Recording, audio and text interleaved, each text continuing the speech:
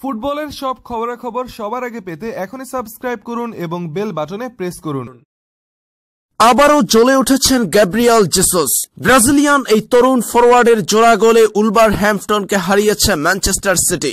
Etihad স্টেডিয়ামে সোমবার রাতে ৩-০ গোলে জিতেছে বর্তমান চ্যাম্পিয়নরা। চলতি মৌসুমে প্রথম পর্বে আগস্টে দলটির সঙ্গে ১-১ গোলে ড্র করেছিল পেপ গার্দিওলার দল। ম্যাচের ১০ম মিনিটে দারুণ এক আক্রমণে এগিয়ে যায় ম্যান সিটি। লেবয় সানের বাড়ানো বল থেকে গোল করেন গ্যাব্রিয়েল জেসুস। এরপর ম্যাচের ১৯তম মিনিটে বার্নার্দো সিলভাকে বিপজ্জনকভাবে ফাউল করে সরাসরি লাল কার্ড দেখে মাঠ ছাড়েন উইলি ভেলি, যার ফলে ১০ জনের দলে পরিণত হয় উলভারহ্যাম্পটন।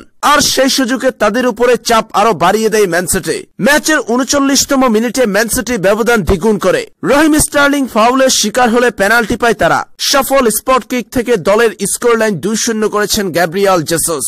সব ধরনের প্রতিযোগিতা মিলিয়ে শেষ ৩ ম্যাচে এ নিয়ে ৭ গোল করেছেন ব্রাজিলিয়ান এই তরুণ ফরওয়ার্ড। এরপর ম্যাচের ৭৮তম মিনিটে কেভিন ডি ব্রুইনের ক্রসে বল ইংলিশ ডিফেন্ডার কনর কোর্ডির পায়ে লেগে জালে ঢুকে গেলে জয় নিশ্চিত হয় সিটির। শেষ পর্যন্ত ৩-০ গোলের জয় নিয়ে মাঠ ছাড়ে গার্দিওলার দল।